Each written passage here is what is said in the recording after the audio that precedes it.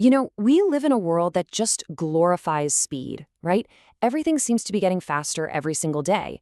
But what if the secret to actually moving forward, to being more effective, more present, isn't about speeding up at all? What if it's about the simple, really powerful act of just stopping? In this explainer, that's exactly what we're going to dive into. And this quote, man, it just hits the nail on the head, doesn't it? We're not just busy, we're trapped in this whirlwind, this cycle of constantly reacting to things. It's a state of being that basically puts us on autopilot, where we're valuing how fast we can respond over how good our actions actually are. I know, it sounds totally backwards. In a culture that literally gives out gold stars for constant motion, the very idea of stopping can feel like you're failing, like you're falling behind. But the sources we're looking at today all point to the same thing. This simple act, a deliberate, intentional pause, might just be one of the most powerful tools you have. So before we get to the solution, let's really get a handle on the problem, because this always-on culture, it comes with a very real cost, and it's affecting our work, our well-being, and our ability to just live a good life. See, when we're always on the go, our nervous system is constantly on high alert, and what's wild is how these things all feed into each other like a domino effect. That constant stimulation, it scatters our focus, and a scattered focus absolutely drains our creativity. And when you're running on empty, what happens? You start making bad, impulsive decisions, which of course leads straight to burnout and, in a work setting, people quitting. It's a really vicious cycle. So, how do we break that cycle? Well, this is where we get to the good stuff, the art of simply stopping. And it's so important to get this. This isn't about being lazy or doing nothing. It's about a fundamental shift in how we approach, well, everything. The key word here is deliberate. This isn't about a lack of ambition. It's actually a proactive strategy.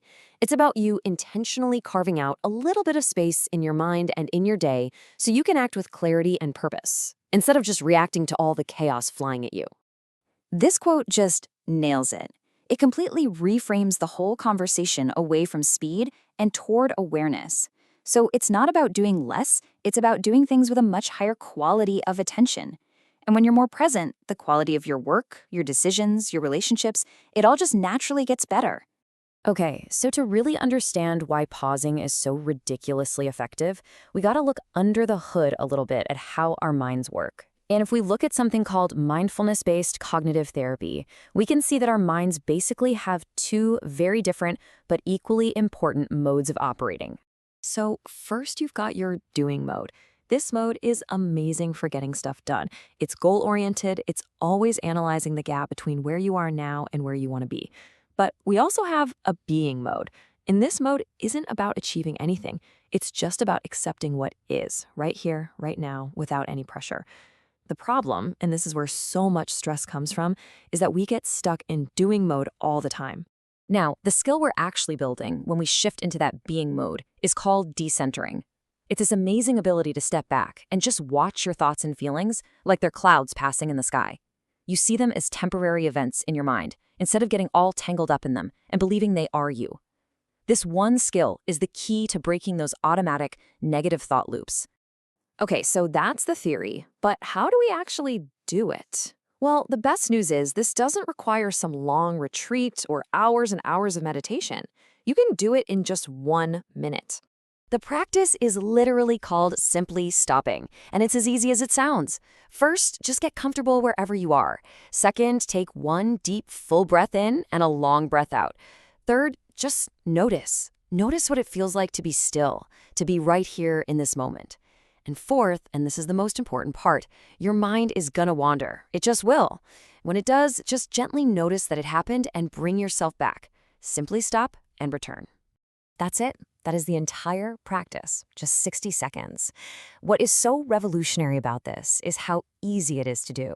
The power isn't in some long, complicated ritual. It's in the consistent, simple act of coming back. Every time you do it, you're strengthening that crucial muscle of awareness. And you can plug this in anywhere in your day. Right before you sit down to eat, take 1 minute to simply stop. Before you log into that big Zoom meeting, take 60 seconds. This little gap you create lets you walk into whatever's next with so much more presence and intention. So what happens when you start making this a regular habit? Well, the impact isn't just a fleeting feeling of calm. It creates this powerful ripple effect that can seriously transform your personal and your professional life. I mean, just think about it. You create that tiny bit of space, and suddenly you have room to actually think, which leads to way better decisions.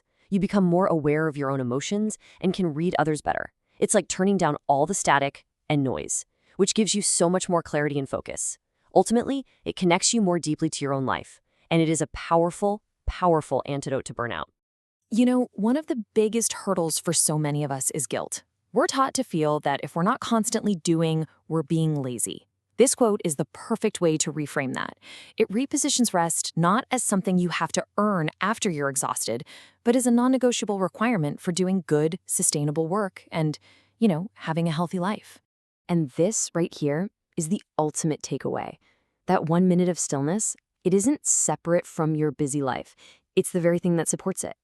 The calm you practice in those little pauses becomes the steady foundation that you can build everything else on, helping you act with more clarity, more energy, and more purpose in every other moment. At the end of the day, the world is going to keep demanding more. It's going to keep moving faster, and it's going to keep pushing for instant results. It's not going to pause for you. So the only real question left is, when will you choose to pause for yourself? That choice, even for just 60 seconds, it really could change everything.